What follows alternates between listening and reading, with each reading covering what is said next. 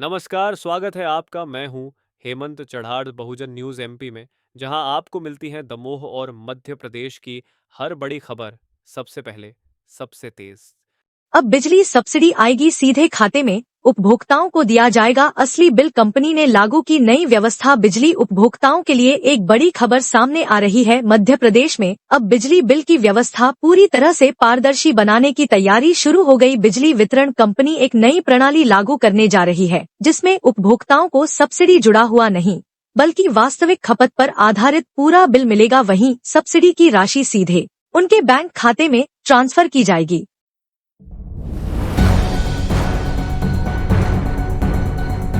मध्य प्रदेश में veterinary doctors को भी 65 वर्ष की उम्र में रिटायरमेंट देने का आदेश। मध्य प्रदेश हाई कोर्ट के मुख्य न्यायाधीश सुरेश कुमार कैत व न्यायमूर्ति विवेक जैन की युगल पीठ ने अपने महत्वपूर्ण आदेश में कहा कि एलोपैथी व आयुष चिकित्सकों की तरह वेटरनरी डॉक्टर्स को भी 65 वर्ष की आयु में सेवानिवृत्ति दी जाए। कोर्ट ने सरकार को इस संबंध में आवश्यक संशोधन करने के निर्देश दिए हैं। इसी के साथ कोर्ट ने उस गजट नोटिफिकेशन के पूर्व में किए गए संशोधन को असंवैधानिक घोषित कर दिया।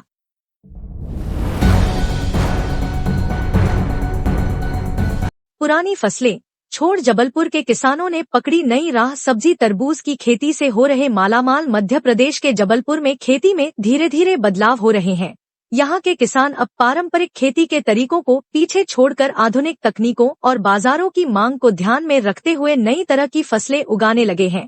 अनाज और दलहन जैसी पारंपरिक फसलों की जगह अब सब्जी, फल और औषधीय फसलों की खेती पर जोर दिया जा रहा है। इससे न सिर्फ किसानों की आमदनी में इजाफा हुआ, बल्कि खेती का नजरिया भी पूरी तरह से बदल गया है।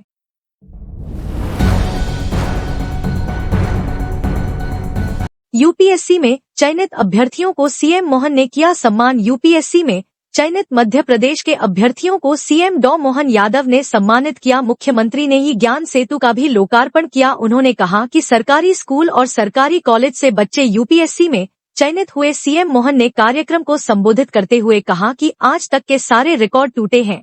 आजादी के बाद मध्य प्रदेश के सबसे ज्यादा बच्चे चिन्हित हुए। देश का दिल मध्य प्रदेश देश के साथ चल रहा है। मुख्यमंत्री डॉक्टर मोहन यादव ने सिविल सेवा परीक्षा में चयनित प्रदेश के होनहार 60 युवाओं का सम्मान करते हुए उनके साथ संवाद किया। भोपाल स्थित कुशाभाऊ ठाकरे सभागार में इस सम्मान समारोह का आयोजन हुआ, जहां मुख्यमंत्री डॉक्टर यादव ने अपने संबोधन में कहा कि प्रशासनिक सेवा के अधिकारियों और कर्मचारियों ने अपनी युक्ति बुद्धि से देश को विश्व का सबसे बड़ा लोकतंत्र बनाया है। अभावों की पराकाष्ठा को पार करते हुए शासकीय स्कूलों और कॉलेजों से पढ़ाई कर देश की सबसे प्रतिष्ठित सेवा में कार्य करने का आपको जो अवसर मिला, वो हर्ष एवं प्रसन्नता का विषय है। कार्यक्रम में मुख्यमंत्री जी ने सफल प्रतिभागियों से आत्मीय संवाद कर उनके उज्जवल भविष्य के लिए शुभकामनाएं दी।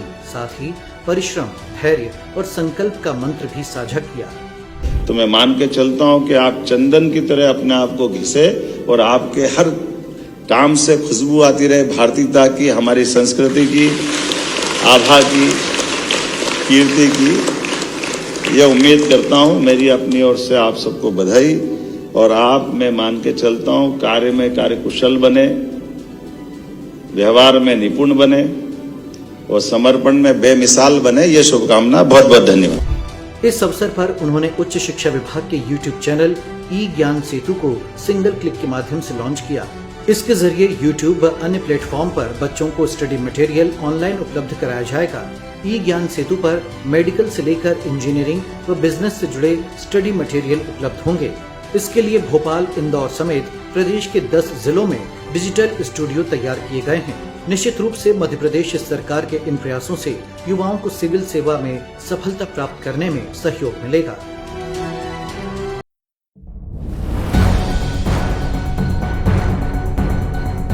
पशुपतिनाथ मंदिर की शैली पर इंदौर के पास आकार ले रहा मंदिर। नेपाल के पशुपतिनाथ मंदिर की वास्तु शैली में इंदौर से 20 किलोमीटर दूर तिल और खुर्द के पास पशुपतिनाथ मंदिर आकार ले रहा है। 25,000 वर्ग फीट में तैयार हो रहे इस मंदिर में सर्वेश्वर भोले बाबा विराजित होंगे। 2015 में शुरू हुआ मंदिर निर्माण का काम 60% पूर्ण हो चुका है। यहाँ मंदिर के साथ हेल्थ केयर सेंटर, गौशाला, स्कूल आदि बनाए जाएंगे। Subscribe the Bahujan news and like this video.